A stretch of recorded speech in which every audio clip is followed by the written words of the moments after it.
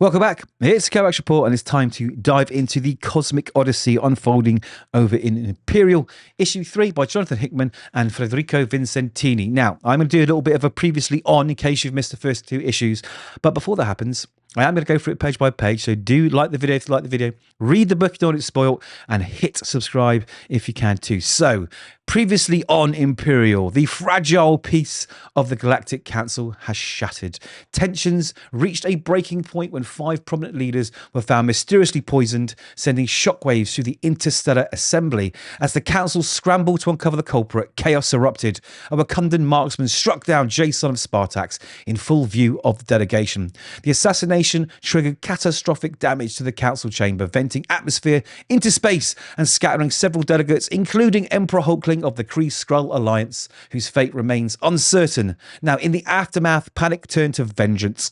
A coalition of worlds launched an immediate strike against Wakanda Prime, believing them responsible. But the conflict quickly spiraled out of control when the Skrulls, long-time masters of deception, betrayed their supposed allies and shifted the balance of power. To compound the disaster, Electron of the Shi'ar Super Guardians turned traitor, sabotaging the Stargate under the direct authority of Empress Zanja Naramani. With their escape routes destroyed, entire fleets were stranded on a war-torn battlefield with no reinforcements and no retreat. Now, amid the carnage, a small band of survivors managed to slip through the chaos. Star-Lord, Nova and Shuri of Wakanda commandeered the Milano II, escaping the doomed Council world. Now, fugitives caught between warring empires, they are driven by a single mission to uncover who orchestrated the assassinations, expose the betrayals, and prevent the galaxy from collapsing into all-out war. And that's where we join the gang. They are in Fulcrum space, on the way to the ruins of Xandar to awaken the Xandarian world mind, which they hope will have the answer. Now, while they're there, I realise that on Fulcrum, there will be panic because they are cut off from the sort of communications of everything that's going on. So they do a flyby and they let everyone know what's been going on. They let know that Jason's been, is now dead. They let them know that Star-Lord's now essentially the leader, and they ask them to just be patient, don't strike out, don't panic. We got this, right? They want peace and not war. We jump back to Hulkling with his little friend here. And we figure out that they are running out of time, that this sort of bubble that's protecting them out in space is going to last as long as he does, and he's not got long. But then, in the moment, he says, "Oh, I've got an idea, something that you're going to absolutely love me for." And he pulls out this little device with a star, and then we move away. We don't know what's going on after that. So not sure what's happening to Hulk and I guess old Wiccan here. I think it's Wiccan. I always forget some of these characters' names. Yes, Wiccan. We jump back to Xandar, the all that remains of a broken empire. And they land there and they find the devastation that's been left behind from whatever happened those years ago.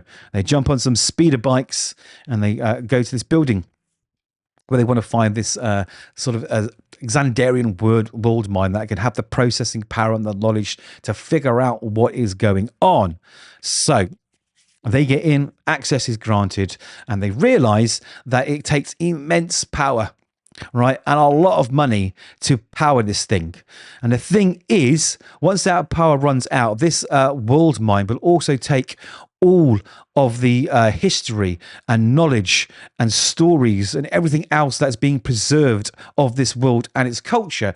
And he's worried that if he fuses his mind with it, or however he connects, that once they stop powering it, once the juice runs out on the planet, all that will be lost, and he's not sure he's worth it. But old Shuri says, "I can't speak for my brother, so I can't make any promises." But good old Star-Lord said, "Well, listen, I'm now a man of immeasurable wealth because I'm the leader of this planet. I'll make sure it's okay." Now, then we jump to 1 year ago, right? This is where the story gets very Hickman. You get all that political intrigue, the subplots, the betrayals, everything else is happening here.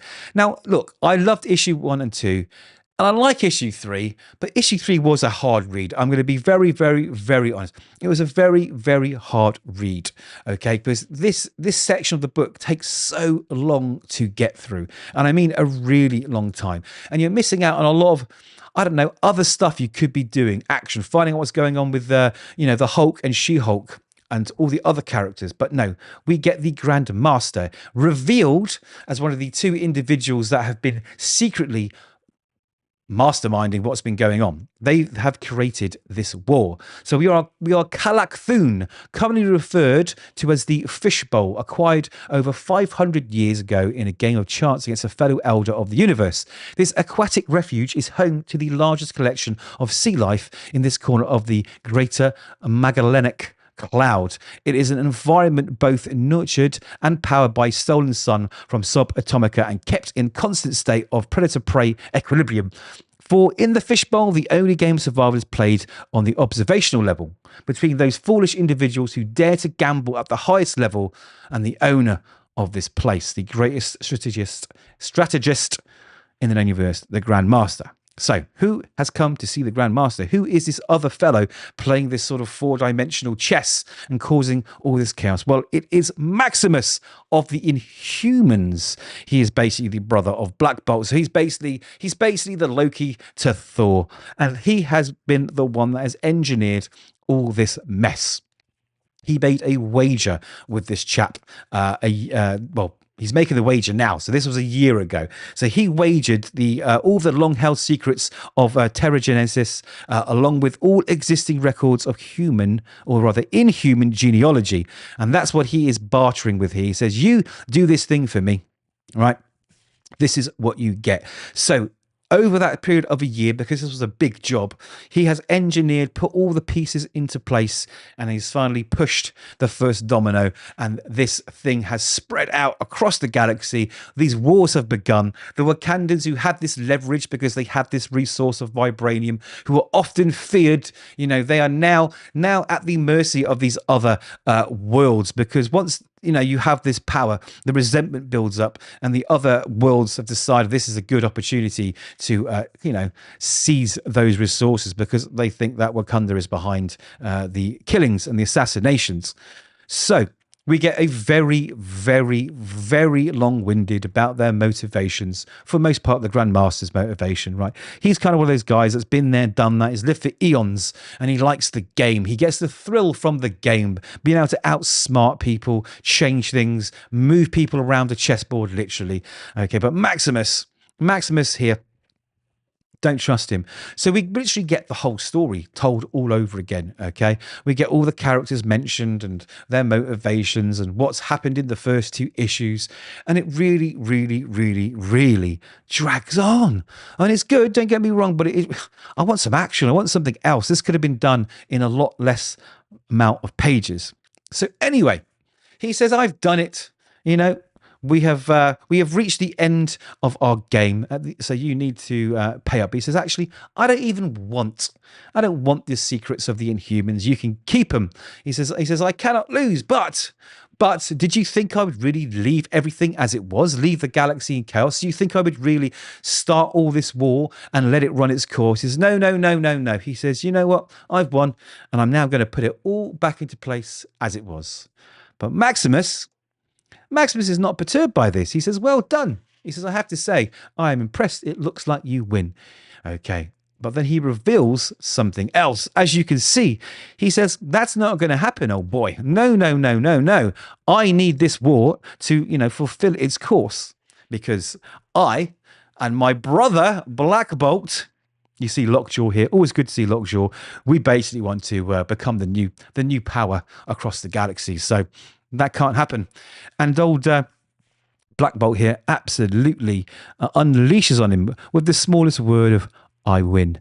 And you can see here, he's just decimated. He's dead. He's all torn up. Bones are broken, and it's not looking good. He is probably, more than likely, absolutely dead. Now, why is Black Bolt up to this? Why is he, doing something that you would think was pretty bad? Isn't he a hero? I don't know. Has Maximus got his claws into him? Is he being controlled? What is going on? Why is Black Bolt, helping Maximus, his longtime mischievous brother, who's sometimes friend, most of the time enemy, trying to take over the galaxy? It is a bit odd, and I'm very interested to find out. So yes, they want to build their own empire, and this is how they get it. So that is issue 3. Like I said, it is a bit long-winded, and they could have added some other stuff about other characters. The art is absolutely beautiful. It is gorgeous. My hand, or rather my hat, is tipped to Federico Vicentini. Also, Iban Coello is involved in the art as well, I must say. It's interesting because we aren't going somewhere which I didn't think it would go. And this is what Hickman is renowned for, right? That political intrigue, the backstabbing you don't expect to be, to come from the areas where you expect people to be heroes. They become villains. All the switch arounds are happening in this book. And it is interesting. But like I say, I want to know what's next, and I hope that the next few issues, start really getting into the meat of this story. Because cosmic stories for me are hard to swallow because I've never really followed the cosmic characters much, and this was kind of a big entry point for me to sort of learn more about them. So I really want it to be good. Anyway, those are my thoughts. Please do let me know yours. Like the video, subscribe too, and I'll see you hopefully in the next one.